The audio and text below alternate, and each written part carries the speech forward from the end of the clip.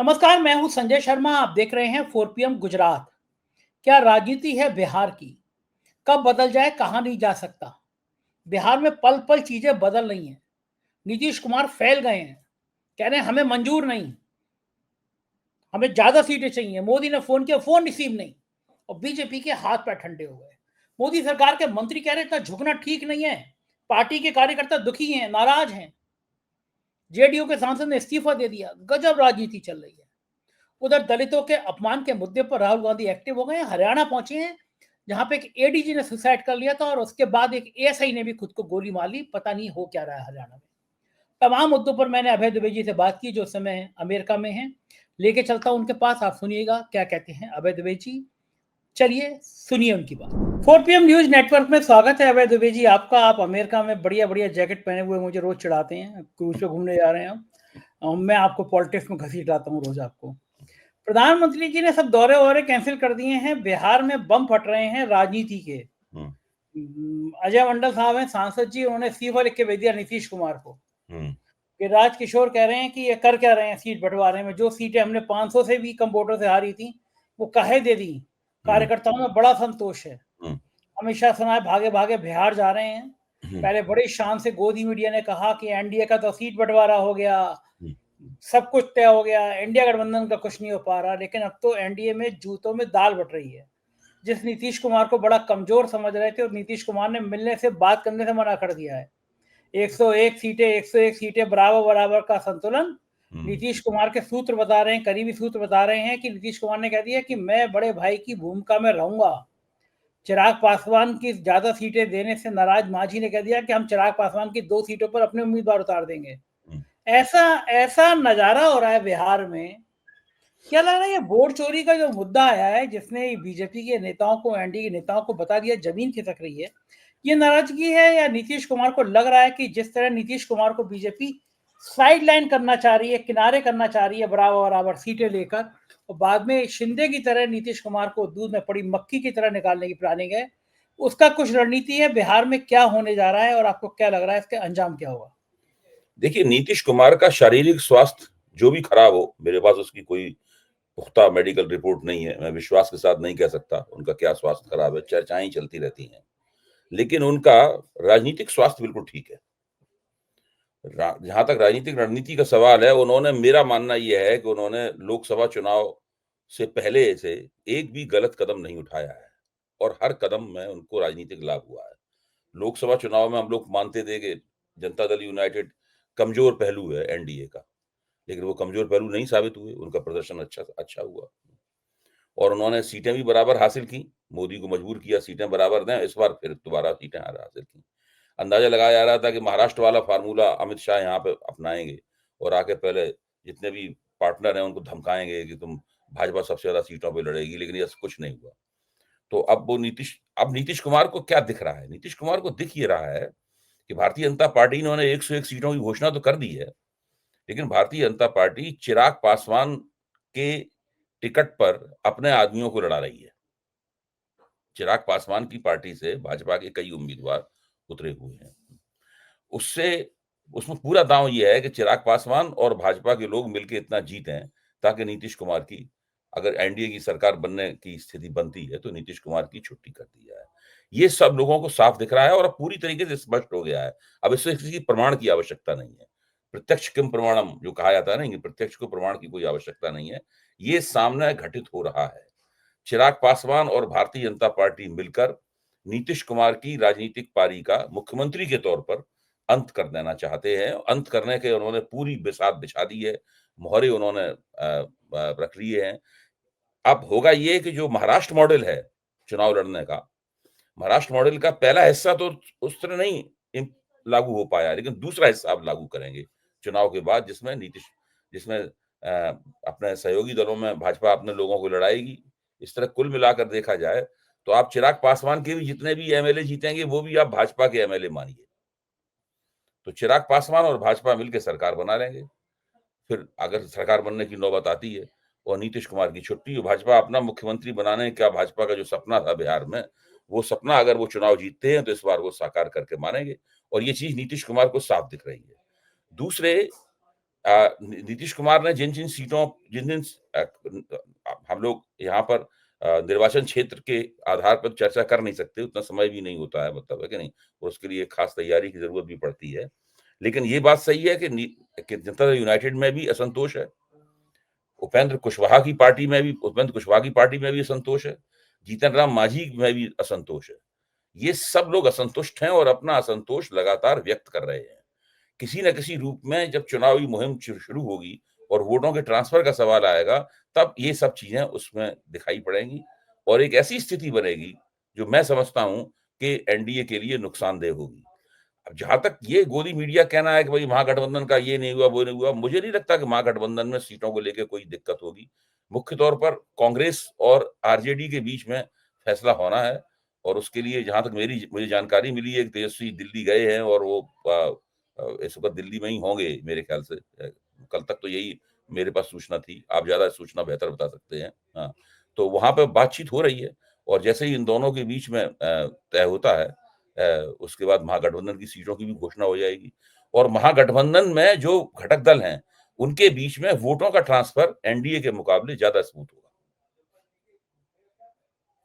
ये लग तो रहा है कि शायद बातचीत फैसले किसी मुकाम तक आ सकती है, लेकिन नीतीश कुमार की पार्टी के अंदर ये जो बगावत बवंडर मच रहा है, नीतीश कुमार की पार्टी के लोग नाराज हैं। जैसे सांसद अजय मंडल ने तो इस्तीफा तक भिजवा दिया नीतीश कुमार को।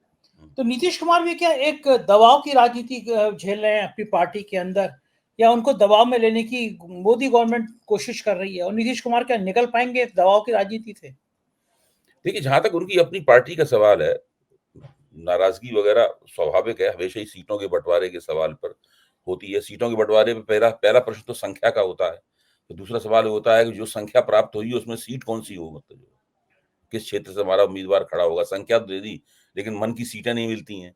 तो उसके ऊपर कुछ विवाद इस तरह के चलते हैं, हमेशा ही होते हैं। गठजोड़ में ज्यादा दिखाई पड़ते हैं और पार्टियों के भीतर भी होते हैं, पार्टियों के बाहर भी होते हैं। मुझे लगता है कि यही वो मुकाम होता है जहां पर सभी पार्टियां अपने अपनी दावेदारी को अंतिम रूप देती हैं और अपने असंतोष को भी व्यक्त करती हैं और उससे तय हो जाता है कि आगे चुनावी मुहिम चलेगी तो उसका पूरा ढांचा क्या होगा चुनावी मुहिम का और उसका पूरा किरदार क्या होगा। तो ये जीतन राम मांझी ने तो पहले भी कहा था कि अगर हमें हमारे मन की सीटें नहीं मिली तो हमारे हर कितने निर्वाचन क्षेत्रों की संख्या उन्होंने गिनाई थी कि हर निर्वाचन क्षेत्र में हमारे पास इतने हजार वोट हैं और हम दूसरी जगहों से भी अपने उम्मीदवार लड़ाएंगे। तो जो पिछले विधानसभा चुनाव में एनडीए का जो गठन था और एनडीए में दलों के बीच में जो एक आपसी समझदारी थी, वो समझदारी इस वक्त नहीं दिखाई पड़ रही है। और चूंकि इस बार महागठबंधन ज्यादा जोश के साथ लड़ रहा है, अधिक योजना के साथ लड़ रहा है। उसने दो बड़ी यात्राएं निकाली हैं, वोटर अधिकार यात्रा और बिहार अधिकार यात्रा निकाली है। आप देखिए एनडीए की तरफ से इस प्रकार के कोई कार्यक्रम नहीं लिए गए हैं।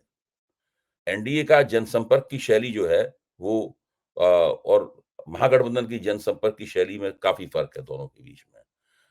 मुझे लगता है कि जो जनता दल यूनाइटेड के भीतर जो असंतोष और तनाव है, नीतीश उससे तो निपट लेंगे, लेकिन भाजपा के साथ उनका जो खेल बिगड़ रहा है, उसका परिणाम क्या होगा, ये अंदाज लगाना अभी थोड़ा मुश्किल है। नीतीश कुमार की पार्टी के एक नेता ने जानकारी दी कि नीतीश कुमार पैक हो गए, मिल नहीं रहे हैं।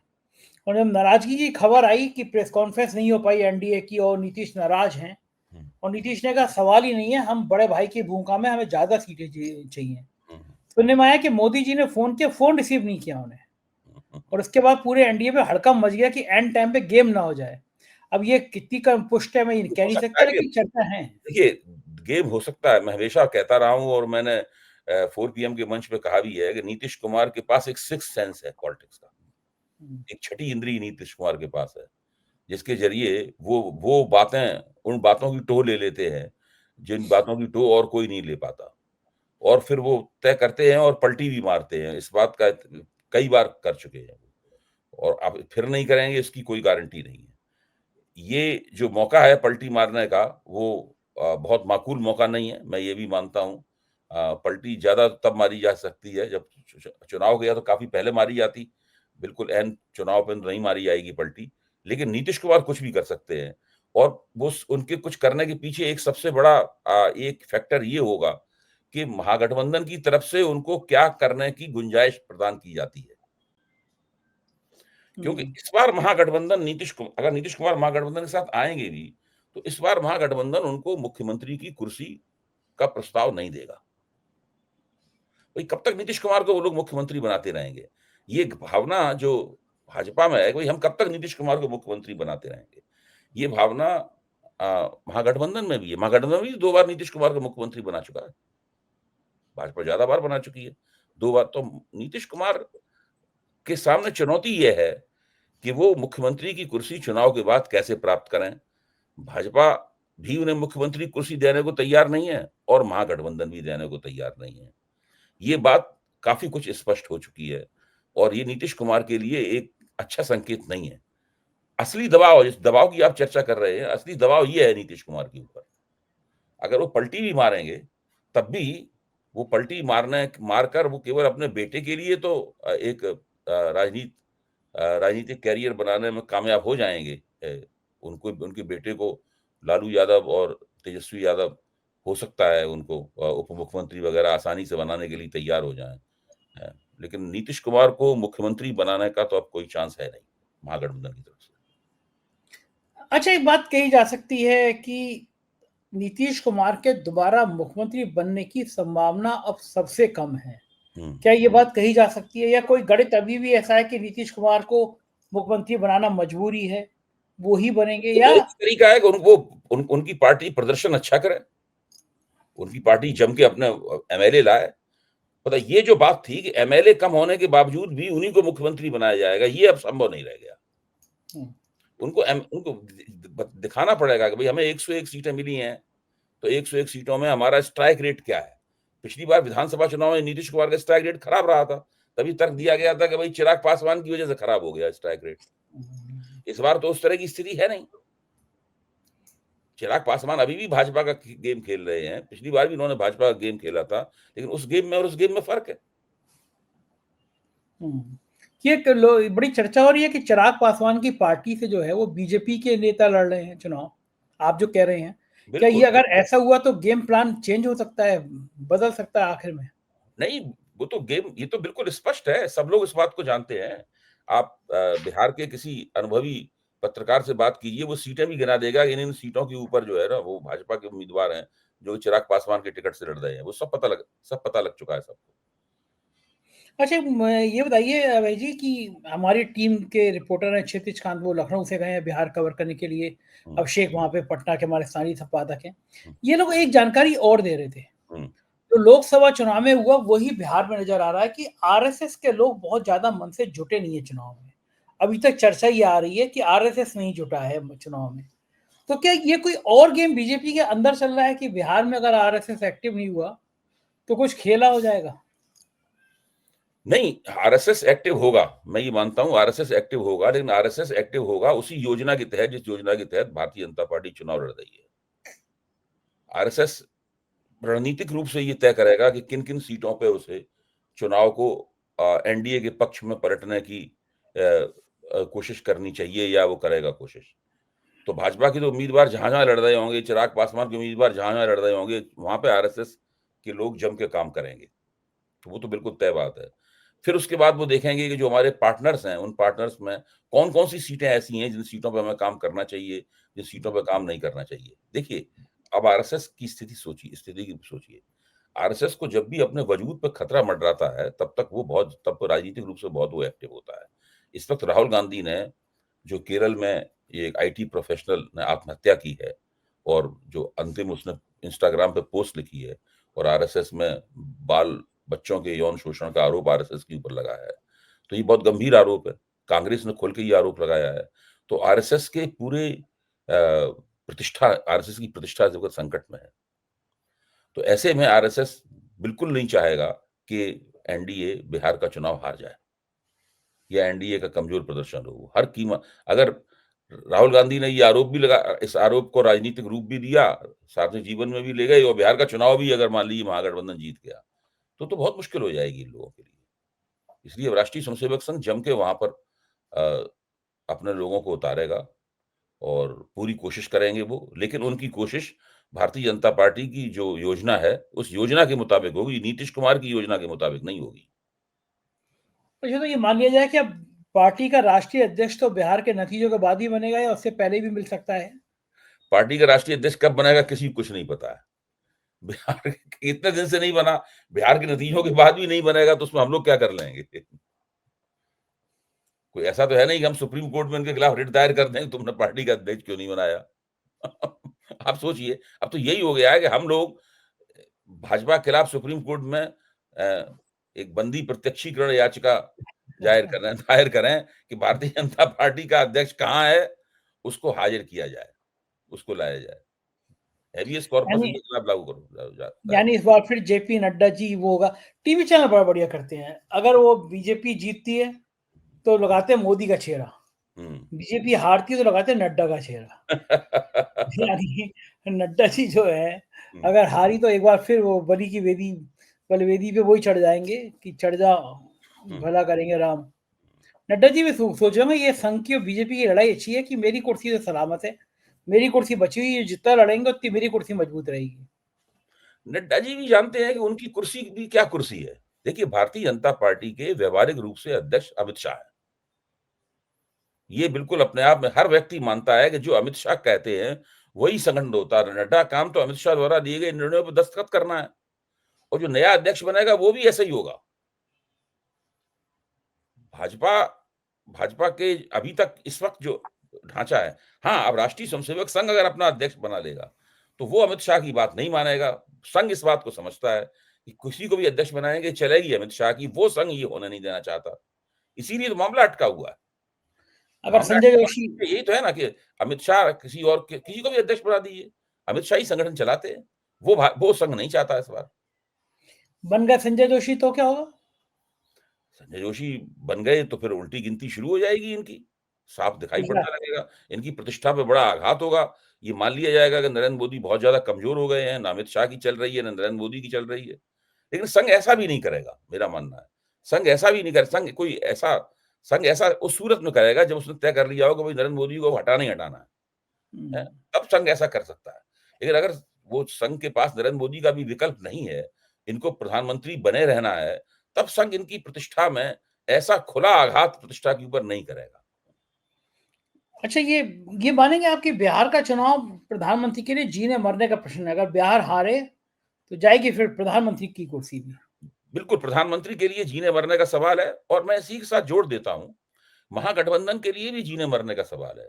देखिए, जितनी बढ़िया ज़मीन बिहार में बनी है इस वक़्त महागठबंधन के लिए, इस परिस्थिति में भी अगर ये चुनाव नहीं जीत पाए और तेजस्वी यादव मुख्यमंत्री नहीं बन पाए, कांग्रेस ने बहुत अच्छा प्रदर्शन नहीं कर पाया, पिछली बार कांग्रेस का स्ट्राइक रेट खराब था, उसको उन्होंने दुरुस्त नहीं कर पाया, राहुल गांधी की भी अच्छी खासी बिहार में लोकप्रियता है, तेजस्वी यादव नंबर 1 के उम्मीदवार हैं मुख्यमंत्री पद की दौड़ में, पसंद में। इस स्थिति में इन लोगों को चुनाव जीतना ही चाहिए और जैसा कि आपने शुरू में बताया कि एनडीए में जूतों में दाल बँट रही है, वहाँ बहुत भ्रम की स्थिति है। भाजपा के इरादे जो हैं, वो सब सब लोग उस भाजपा के इरादों पे शक कर रहे हैं। तो आप आपसी मनमुटाव भी काफ़ी है। ऐसी स्थिति में अ महागठबंधन को चुनाव जीतना चाहिए। महागठबंधन अगर इस स्थिति में भी चुनाव नहीं जीत पाते देखिए, राहुल गांधी ने लंबे अरसे से कोई गलत कदम नहीं उठाया है। एक ही काम वो नहीं कर पाए हैं। वो एक अच्छा चुनाव लोकसभा चुनाव के बाद में बड़ा चुनाव जीत के नहीं दिखा पाए। महाराष्ट्र वो हार गए, उसके कारणों पे चर्चा हो सकती है। हरियाणा हार गए, उसके कारणों पे चर्चा हो सकती है। उन्हें एक बड़ा चुनाव और वो जो बिहार का चुनाव है, बिहार में एक मजबूत क्षेत्रीय शक्ति कांग्रेस के साथ है। पिछली बार सबसे बड़े दल के रूप में तेजस्वी उभरे थे। ये चुनाव जीतना महागठबंधन के लिए भी आवश्यक है और नरेंद्र मोदी अगर चुनाव हार गए तो उनके लिए उनका ग्राफ बिल्कुल नीचे चला जाएगा। सारे देश में उनकी लोकप्रियता रसातल में चली जाएगी और सब सब लोग मान जाएँगे कि अब इनका लंबे अरसे तक सत्ता में बने रहना मुश्किल है। तो दोनों के लिए बहुत महत्वपूर्ण चुनाव है इस लिहाज से देखा जाए। और अच्छा, एसआईआर का प्रयोग भी और संजय जी एसआईआर का प्रयोग भी वहाँ पे किया गया है। हाँ, एसआईआर के विरोध का प्रयोग भी किया गया, दोनों बातें हैं। दोनों एसआईआर का बातें हैं। प्रयोग भी दोनों बातें हैं। तो ये देखना पड़ेगा इसको। अच्छा, बिहार बीजेपी कभी जीत क्यों नहीं पाती? राजनीतिक चेतना ज़्यादा है, यूपी जीत जाती है, जहाँ पे रीजनल पार्टी इतनी मजबूत है। बिहार में वो हमेशा नीतीश के पीछे बिहार पीछे में क्यों? बीजेपी का जो सामाजिक चेहरा है, वो ब्राह्मण बनिया चेहरा है। ब्राह्मण बनिया मैं मुहावरे के तौर पे कह रहा हूँ, भूमिहारों की पार्टी है मुख्य तौर पर। बीजेपी जो है ना मुख्य तौर पे भूमिहार, राजपूत, ब्राह्मण, कायस्थ, बाबू साहेब लोग जो है ना, मतलब ये उन लोगों की पार्टी है भारतीय जनता पार्टी। कमजोर वर्गों में भाजपा ने अपना असर बिहार में नहीं कर पाया है। उत्तर प्रदेश में उसका जो सांगठनिक ढांचा है वो अलग तरीके का ढांचा है।